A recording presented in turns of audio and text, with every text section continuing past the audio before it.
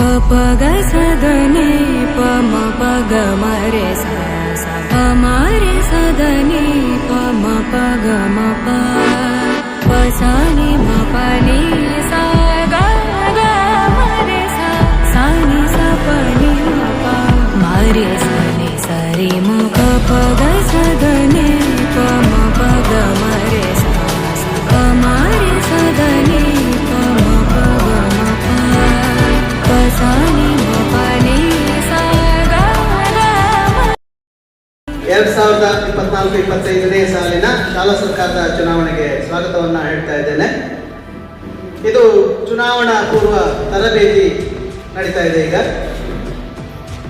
ಈಗಾಗಲೇ ನಮ್ಮ ಮತಗಟ್ಟೆ ಅಧಿಕಾರಿಗಳು ಆಗಮಿಸಿದ್ದಾರೆ.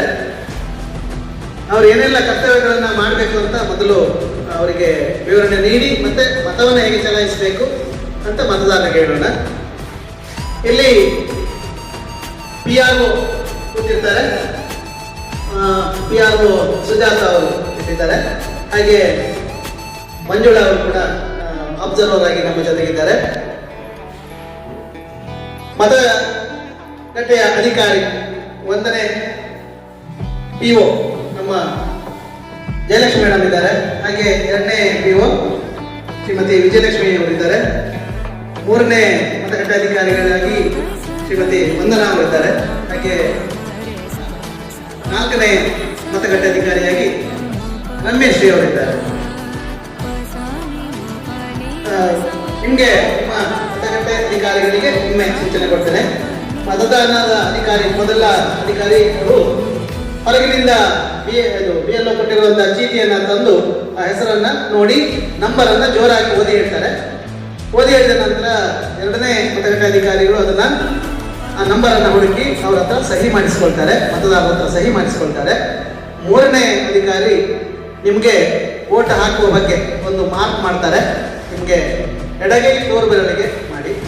ಹಾಗೆ 4ನೇ ಮತಗಟ್ಟೆ ಅಧಿಕಾರಿಗಳು ನಿಮಗೆ ಬ್ಯಾಲೆಟ್ ಪೇಪರ್ ಅನ್ನ ಮಡಿಸಿಕೊಡ್ತಾರೆ.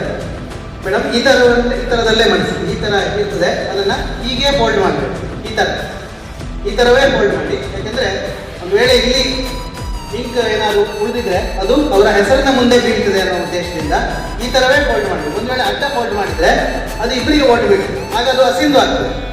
ಹಾಗಾಗಿ ಫೋಲ್ಡ್ ಮಾಡುವಾಗಲೂ ಕೂಡ ಜಾಗ್ರತೆ ಮಾಡಬೇಕು. ಈ ಥರವೇ ಇದು ಅವರಿಗೆ ಮಾತ್ರ ಅಲ್ಲ, ಮತದಾರರಿಗೂ ಕೂಡ ಅನ್ವಯಿಸ್ತದೆ. ನೀವು ಕೂಡ ಇದೇ ಥರ ಫೋಲ್ಡ್ ಮಾಡಬೇಕು. ಇದೇ ಥರ ಫೋಲ್ಡ್ ಮಾಡಿ ನಂತರ ಈ ಥರ ಫೋಲ್ಡ್ ಮಾಡಿ ಕೊನೆಗೆ ಅಲ್ಲಿ ಬಾಕ್ಸ್ ಇದೆ, ಮತಪೆಟ್ಟಿಗೆ ಇದೆ, ಅದರೊಳಗೆ ಹಾಕಬೇಕು. ಸೀದಾ ಈಜೆ ಹಾಕೊಂಡು ಹೋಗುದಲ್ಲ, ಈ ಥರ ಫೋಲ್ಡ್ ಮಾಡಬೇಕು. ಮೊದಲಿಗೆ ಹೀಗೆ, ಆನಂತರ ಹೀಗೆ, ಈ ಥರ ಫೋಲ್ಡ್ ಮಾಡಿ ಅದನ್ನ ಮತಪೆಟ್ಟಿಗೆಗೆ ಹಾಕಬೇಕು. ಇಷ್ಟು ಕೆಲಸವನ್ನು ಅವರು ಮಾಡ್ತಾರೆ. ಅಲ್ಲಿ ಮತಯಂತ್ರ ಇದೆ 2 ಕಡೆಗಳಲ್ಲಿ, 10ನೇ ತರಗತಿಗೆ ಮತ್ತು 9ನೇ ತರಗತಿಗೆ 2 ಮತಯಂತ್ರಗಳಿವೆ. ಅದರಲ್ಲಿ ನಿಮ್ಮ ಹೆಸರು ಇದೆ, ಯಾವ ಅಭ್ಯರ್ಥಿಗಳು ನಿಂತಿದ್ದಾರೆ ಅವರ ಹೆಸರು ಇದೆ, ಜೊತೆಗೆ ಅದರ ಎದುರು ಫೋಟೋ ಕೂಡ ಇದೆ. ಯಾವ್ದಾದ್ರು ಒಂದು ಬಟನ್ಗೆ ಮಾತ್ರ ಒಮ್ಮೆ ನೀವು ಪ್ರೆಸ್ ಮಾಡಿ, ಆಗ ಅದರಲ್ಲಿ ಸೌಂಡ್ ಕೂಡ ಬರ್ತದೆ. ಆ ಸೌಂಡ್ ಬಂದ ತಕ್ಷಣ ನಿಮಗೆ ನಿಮ್ಮ ಓಟು ಪೋಲ್ ಆಗಿದೆ ಅಂತ, ನೀವು ಮತವನ್ನ ಚಲಾಯಿಸಿದ್ದೀರಿ ಅಂತ ಆಗ್ತದೆ.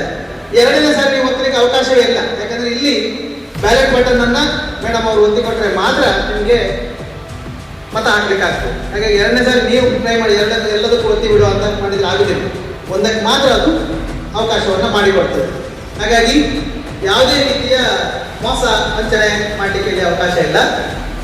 ಯಂತ್ರಗಳ ಅದನ್ನ ಸರಿಯಾದ ರೀತಿಯಲ್ಲಿ ಇದೆ, ಅದು ಕಾರ್ಯನಿರ್ವಹಿಸ್ತಾ ಇದೆ. ಅದರಿಂದ ಯಾವುದೇ ಮತ ಅಲ್ಲಿ ಈಗಾಗಲೇ ಮೊದಲೇ ನಾವು ಅಣಕು ಮತದಾನವನ್ನು ಮಾಡುವಾಗ ಅದನ್ನೆಲ್ಲ ನೋಡಿದೆ, ಎಲ್ಲ 0 ಇದೆ.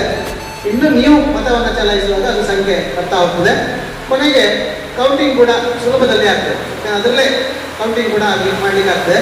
ಹಾಗಾಗಿ ಒಂದು ಅರ್ಧ ಗಂಟೆ 3/4 ಗಂಟೆಯಲ್ಲಿ ಚುನಾವಣಾ ವ್ಯವಸ್ಥೆ ಮುಕ್ತಾಯವಾಗಿದೆ. ನಮ್ಮಲ್ಲಿಗೆ ಎಲ್ಲ ರೀತಿಯಲ್ಲಿ ಸಹಕರಿಸ್ತಿರುವಂಥ ವಿಡಿಯೋ ಚಿತ್ರೀಕರಣ ಮಾಡ್ತಾ ಇರುವಂಥ ಶ್ರೀ ತಾರನಾಥ್ ಸರ್ ಮತ್ತು ಇಲ್ಲಿನ ಶಿಸ್ತು ಮತ್ತು ಎಲ್ಲ ವ್ಯವಸ್ಥೆ ನೋಡಿಕೊಳ್ತಿರುವಂಥ ಶ್ರೀ ಹೇಮೋದರ್ ಸರ್ ಅವರಿಗೆ ಮತ್ತು ರೇಣುಕಾ ಅವರಿಗೂ ಕೂಡ ಸ್ವಾಗತವನ್ನು ಹೇಳ್ತಾ, ಎಲ್ಲ ಮತಗಟ್ಟೆ ಅಧಿಕಾರಿಗಳು ಯಶಸ್ವಿಯಾಗಿ ಚುನಾವಣೆಯನ್ನ ನಡೆಸಿಕೊಳ್ಳೋಣ ಅಂತ ಹೇಳ್ತಾ ಎಲ್ಲರಿಗೂ ಮತ್ತೊಮ್ಮೆ ಶುಭವನ್ನು ಹಾರೈಸ್ತಾ ನನ್ನ ಮಾತುಗಳು.